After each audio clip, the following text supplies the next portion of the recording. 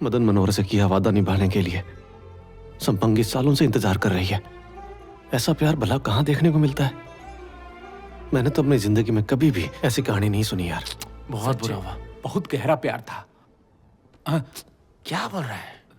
वो सब तो ठीक है, पर अब हम क्या करेंगे? संपंगी की एक ही इच्छा थी जो अधूरी रह गई, जो थी मदन मनोहर से शादी करने की इच्छा। सही कहा। हाँ। और संपंगी को लगता है कि मैं ही उसका मदन मनोहर हूँ, तो उसका प्रेमी।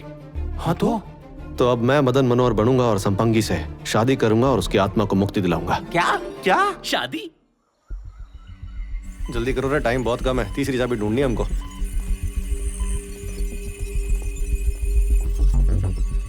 Bank Bros.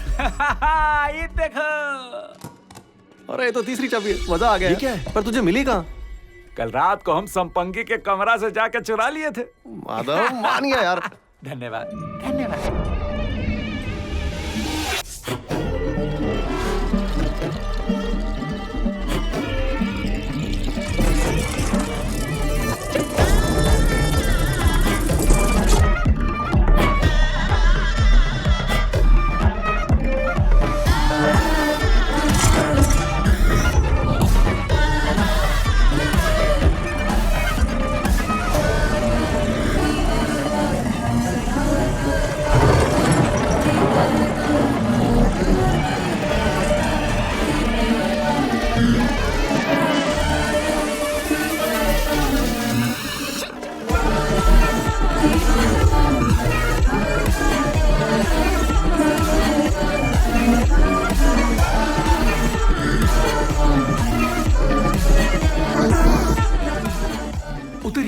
लॉकेट काहे चमक रहा है? ब्लूटूथ कनेक्शन लग गया का?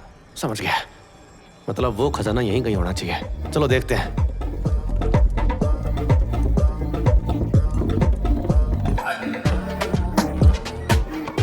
संपंगी का आईडी प्रूफ है। कोई तरह का जन्म पत्री लग रहा है।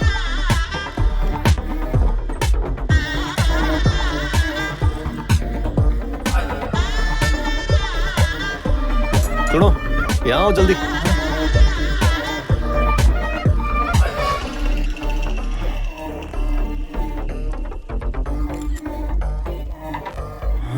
देख क्या है इसमें?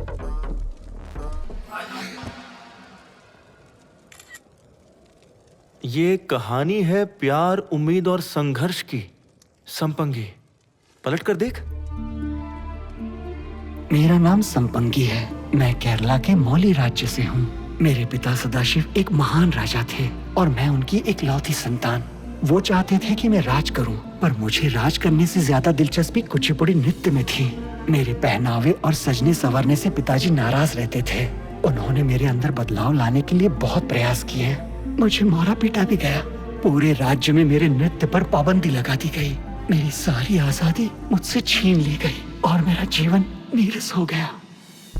तभी एक प्रतिभाशाली शिक्षक मदन मनोहर को मुझे कलारी सिखाने के लिए बुलाया गया, पर वो जल्द ही समझ गए कि मेरी रुचि नृत्य में थी, तो उन्होंने नृत्य साधना में मेरी मदद की। धीरे धीरे हम दोनों के बीच संबंध गहरे होते चले गए। एक दिन मदन ने आकर मुझसे कहा कि वो मुझसे प्रेम करता है। फिर मुझे इस बात का एहसास हुआ कि सिर्फ वही है जो मुझे समझता है, और मेरे दिल में भी उसके प्रति प्रेम की भावना जागने लगी। और जैसे जैसे वक्त बीतता गया, हमारे बीच प्रेम बढ़ता चला गया। पिताजी को हमारे बारे में पता चल गया और उन्होंने हमें जान से मार देने का आदेश दिया। तो हमें जिंदा रहने के लिए जितने धन की जरूरत थी, उतना धन लेकर हम अपने राज्य से दूर आंध्रा राज्य के गांव में जाकर बस गए।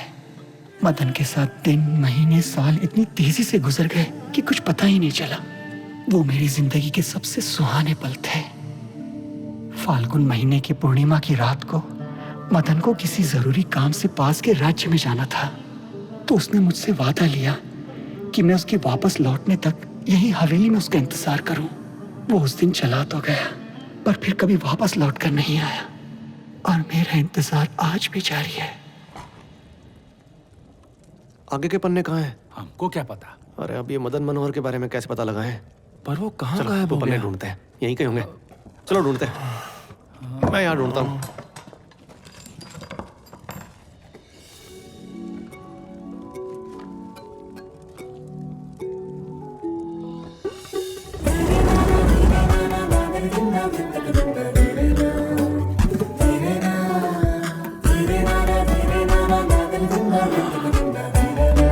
क्रिश, ये तो तू है रे। बादलों का जुनून ये लो, तुम्हें वही पहनना चाहिए जो तुम्हें पसंद है।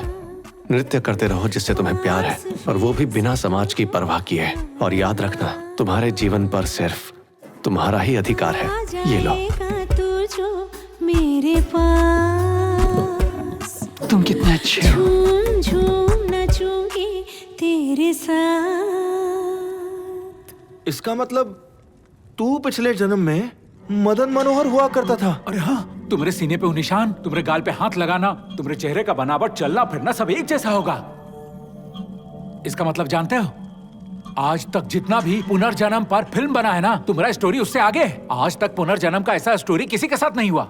तुम तो रीमेक किंग बन गए हो बे। अरे रीमेक किंग नहीं, रीबर्थ किंग है। अरे एक के बात है। मैं एक योद्धा था, बिल्कुल निडर, एक ताकतवर राजा, बहादुर, जिसकी लाखों की सेना थी। एक ऐसा राजा जिससे दुश्मन थर थर कांपते थे। अकेला ही सैकड़ों पर भारी पड़ता था। एक ऐसा राजा जिससे उसकी प्रजा खुश रहती थी, उसकी पूजा करती थी। इस तरह के सपने आते हैं मुझे यार, पर मैंने कभी किसी को बताया नहीं, ये सोच के कि तुम लोग मजाक उड़ाओगे। लेकिन मेरे भाई, इसमें थोड़ा चेंज है। तुम्हारा ये वाला जो जिंदगी है ना, वो पिछले वाले जिंदगी से बहुत अलग है। पिछला जिंदगी में तुम बहुत बहादुर रहे होगे, आग लगा दिए होगे, इसीलिए संपंगी का दिल तुम पे आ गया होगा। कौन है यार ये मदन मनोहर? क्या कहानी है ये सब चल क्या रहा है? कहानी में आगे क्या हुआ सोचकर मैं बहुत परेशान हो रहा हूँ यार। ऊपर से वो पन्ने भी नहीं मिल रहे। और संपंगी का आत्मा काहे भटक रहा है? सबको काहे मार रही है? उसका डायरी का पन्ना कहाँ चला गया? वो टॉर्च खुद काहे चालू हो जाता है? दरवाजा कैसे बंद हो जाता है? एंटी ग्रेविटी वॉल कहाँ से आ जाता है? इस जगह का मालिक कौन है? कुछ नहीं समझ में आ रहा है। पगला गए हम तो। अब तो एक ही रास्ता है यार, जाके संपंगी से ही पूछते हैं। तो मेरे योद्धा, अपने अगला डेट के लिए तैयार हो जाओ। बैंग ब्रोस, देखो मैं आ गया। अरे तुम ये आ गए? यहाँ कैसे पहुंचे भाई? पीछे की सुरंग से आया। क्या? हाँ पीछे सुरंग है? हाँ, पहले पता होता तो हम लोग भाग जाते। तुम्हारी बहुत याद आ रही थी, इसलिए देखो ये सब लेकर आया हूँ। तुम्हें संपंगी से डर नहीं लगता है क्या? डर तो बहुत लगता है, लेकिन डर के आगे जानते हो ना क्या है? तू हमारा दोस्त नहीं, तो हमारा भाई है।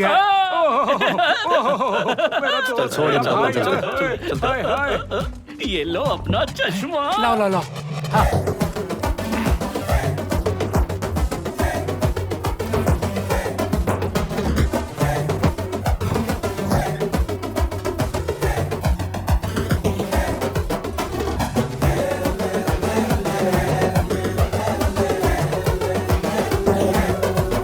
संपंगी, अंदर आ जाऊं?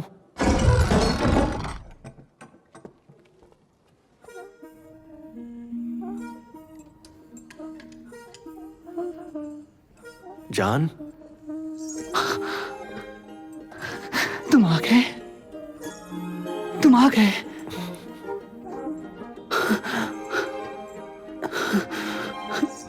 तुम आ गए, तुम आ गए।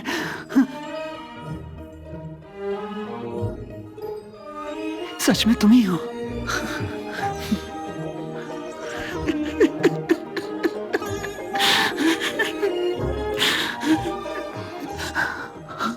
रो मत। ये बताओ, इतने लंबे समय तक कहां थे? तुम्हारी संपंगी तुम्हारा इंतजार कर रही थी, तुम्हें मेरी याद तक नहीं आई? क्या तुम जानते भी हो, तुम्हारा इंतजार करते करते मैंने सदियां बिता दी, कितना दुख सहा है। मैं बस यही प्रार्थना करती थी कि तुम कहीं से आ जाओ और मैं बस तुम्हें एक नजर देख सकूं। मुझे माफ करना, वापस आने में मुझे थोड़ा समय लग गया, पर अब जब मैं वापस आ ही गया तो अब मैं तुम्हें छोड़कर नहीं जाऊंगा। आंसू पोंछो अपनी खूबसूरत आंखों से। जान, तुमसे बहादुर कोई नहीं है, तुम्हारे जितना खूबसूरत कोई नहीं है। तुम्हारी चाल मृग जैसी और तुम्हारा नृत्य नटखटी मयूरी की तरह दिल लुभाता है। तुम बिल्कुल भी नहीं बदले। सच कहूं तो तुम भी नहीं। हाँ, झूठे। तुम्हें देखना है मैं तुम्हारे लिए क्या लाया हूं।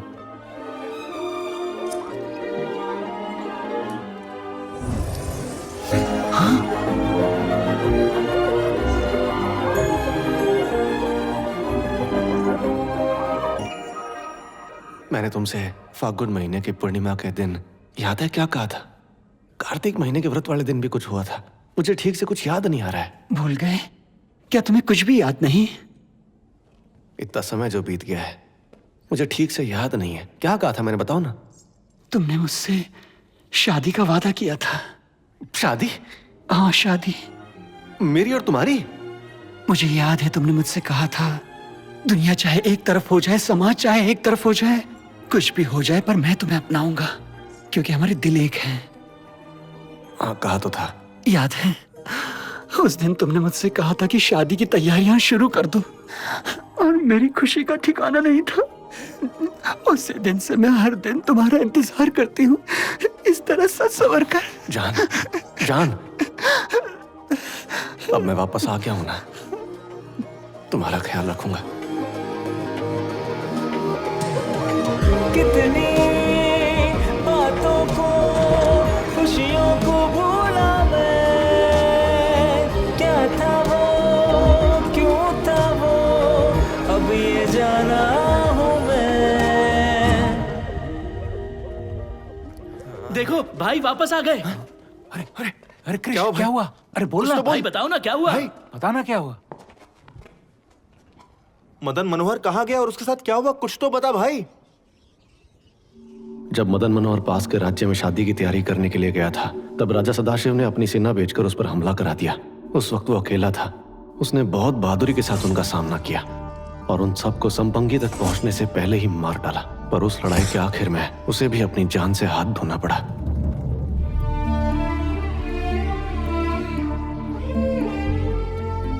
लोगों ने संपंगी को उसकी मौत की खबर दी, पर संपंगी ने किसी पर विश्वास नहीं किया। वो कहती रहती थी कि मदन ने मुझसे वादा किया है तो वो लौटकर जरूर आएगा, और वो उसके इंतजार में पागल हो गई। फिर एक दिन इंतजार में नृत्य करते करते उसने भी अपने प्राण त्याग दिए।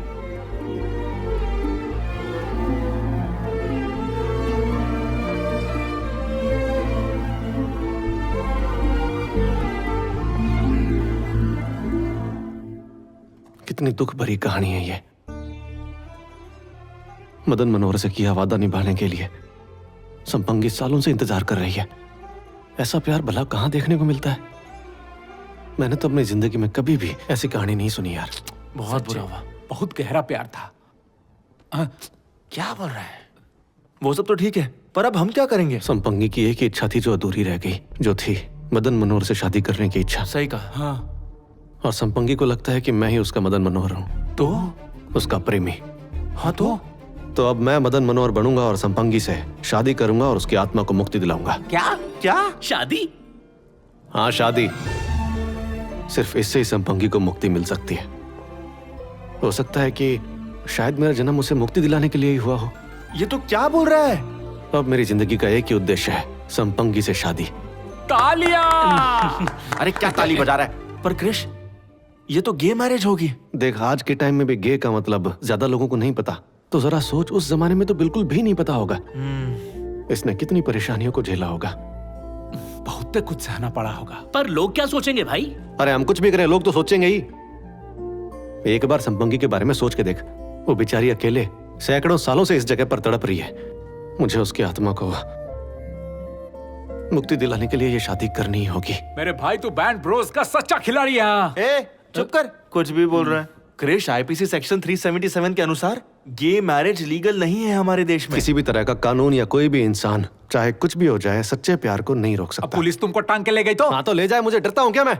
चाहे मुझे फांसी पर भी चढ़ा दो, पर मैं ये शादी हर हाल में करूंगा। भाई आप सच में बहुत अच्छा सोचते हैं। आप एक नई प्रथा शुरू करेंगे। हाँ, चलो एलजी टीवी के लिए हम लड़ेंगे। हाँ। एलजीटीवी नहीं, एलजीबीटी होता है, समाज के उपेक्षित हाँ, लोग। मेरा मतलब तो वही था। लेकिन ये तो भूत है। ए, हमारे देश में ये आम है। फिल्मी सितारे और आम लोग सब इन चीजों में हिस्सा लेते हैं और मीडिया में वायरल होता है। चाहे तो सोशल मीडिया पे सर्च करके देख ले, हर हफ्ते इस तरह का कोई ना कोई कार्यक्रम होता रहता है। हम तो बस ध्यान नहीं देते इन बातों पर। अरे हम बैंक ब्रोस हैं यार, लोगों की भलाई के लिए मुझे ये करना ही होगा। हाँ, अगर हम लोगों के लिए अच्छा काम करेंगे तो वो हमें पसंद करेंगे। फिर कल हमारे बारे में लोग गूगल सर्च करेंगे। बड़े बड़े सपने मत देख। लेकिन क्रिश, हम शादी की तैयारी कैसे करेंगे? अरे मैं हूँ ना, मंगलसूत्र का क्या? उसका इंतजाम मैं कर दूंगा। सुनो, मंगलसूत्र लाना है पर किसी को पता नहीं चलना चाहिए। अरे भाई चिंता मत करो, किसी को कानो कान खबर नहीं होगी। हम कौन है? Bang Bros! हम क्या करते हैं? Bang bang!